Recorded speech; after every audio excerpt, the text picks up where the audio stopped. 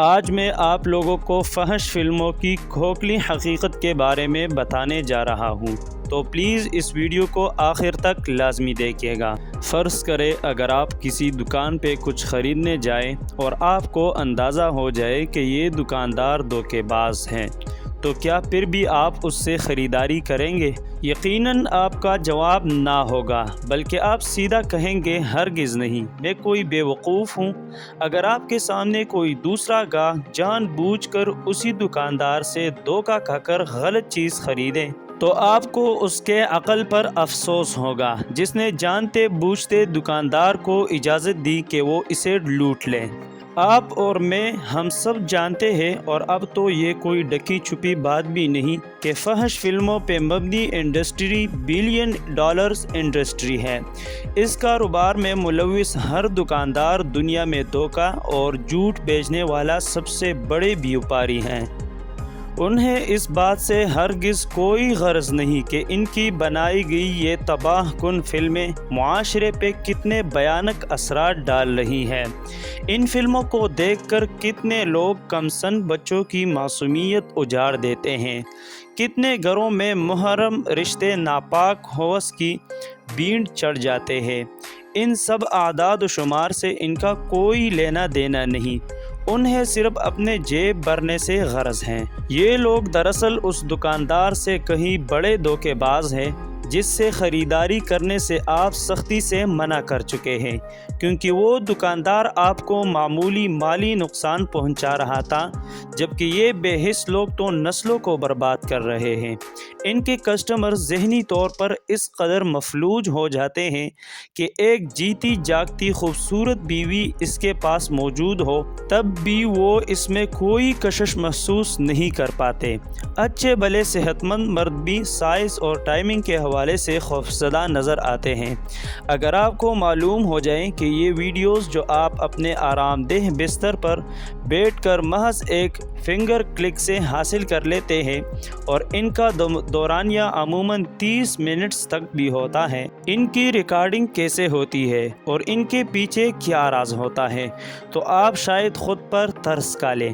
مگر مسئلہ یہ ہے کہ جب ایک لت یا انڈکشن حد پار کر جاتی ہے تو اس کے تمام نقصان جاننے کے باوجود اس کو چھوڑنا آپ کے لیے مشکل ہو جاتا ہے۔ ایسی ویڈیوز بنا کر بیچنے والے لوگ بے ضمیر ہیں، اور وہ انسانیت کے حد سے گزر کر بڑی ڈیمانڈ پوری کرنے پر راضی ہو جاتے ہیں۔ جب ایک عام بندہ ویڈیوز دیکھ کر تنگ آ جاتا ہے تو مختلف غیر فطری چیزیں اس کو مہیا کی جاتی ہیں۔ پھر یہی لوگ پیسے دے کر انٹرنیٹ پر مختلف گروپس جوائن کر لیتے ہیں جہاں فحاشی کی کوئی حد ہی نہیں ہوتی۔ ڈارک ویب اس سے بھی آگے کی چیز ہے، جہاں کمسن بچوں کو اغوا کر کے مال مویشیوں سے بھی بدتر طریقے سے گاہک کے سامنے پیش کیا جاتا ہے، اور ذہنی مریض لوگ ان پر ظلم ہوتا دیکھنے کے لیے بھاری رقم خرچ کرتے ہیں۔ ڈارک ویب پہ پہنچنے والے بندے نے بھی آغاز کسی سادہ ویڈیو کو دیکھنے سے ہی کیا ہوتا ہے۔ اب آپ خود غور کر لیں کہ جس انسان کو اشرف المخلوقات بنایا گیا تھا وہ اپنے مقام سے گر کر جانور سے بھی بدتر ہو جاتا ہے، کیونکہ یہ کام تو جانور بھی نہیں کرتے۔ کبھی وقت نکال کر تھوڑی بہت ریسرچ کریں کہ ایسی گندی ویڈیوز میں کس طرح ایک ہی شوٹ کو لمبا کر کے دکھایا جاتا ہے، اور کیمرے کے کمال سے فحش ٹیپ ویڈیو میں کیے جاتے ہیں۔ سائز اور ٹائمنگ کا دھوکہ کیسے بیچا جاتا ہے۔ ایسے پورن سٹارز جو پہلے اس انڈسٹری میں کام کرتے تھے اور اب اس گندگی کو چھوڑ چکے ہیں، ان کے انٹرویوز دیکھیں، وہ آپ کو بتائیں گے کہ اس دلدل میں کیا کیا ہو رہا ہے۔ اس ایک کوشش سے شاید آپ کے دل میں اس عادت سے نفرت کرنے کا امکان بڑھ جائے۔ بہت سے لوگ جب اس لت میں بری طرح پھنس جاتے ہیں تو وہ اپنے نفس کے ہاتھوں مجبور ہو جاتے ہیں، پھر وہ ایسے پلیٹ فارمز استعمال کرتے ہیں جہاں ان کا پیسہ بھی ضائع ہوتا ہے اور صحت بھی۔ اس کے علاوہ وطن کی بدنامی الگ۔ آپ سوچیں، آپ دنیا کے کسی دوسرے ملک میں جائیے اور وہاں ایک غیر ملکی آپ سے کہے کہ تمہارے ملک میں اتنے فیصد لوگ یہ گندگی دیکھتے ہیں اور تم اس کام میں دنیا میں ایک نمایاں درجے پہ موجود ہو، تو کتنی شرمندگی ہوگی۔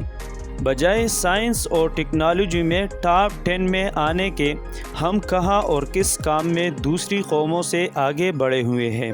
خدا را یہ فحش مواد اور ویب سائٹس دیکھنا بند کیجیے، ورنہ ہم ایک حلال رشتہ ہوتے ہوئے بھی سکون سے محروم رہ جائیں گے۔ اس کے بد اثرات ہمارے آنے والی نسلوں میں بھی پائے جائیں گے۔ میرے بھائیوں، یہ عادت چھوڑنا مشکل ضرور ہے، لیکن ناممکن ہرگز نہیں ہے۔ بس یہ سوچ لیں کہ آپ اس وقتی لذت کی کتنی بڑی قیمت چکا رہے ہیں۔ اللہ اس امت کے ہر نوجوان، ہر مرد و زن کو حیا کا دلکش زیور نصیب فرمائے۔ اللہ ہم سب کو توبۃ النصوح نصیب فرمائے۔ آمین یا رب العالمین۔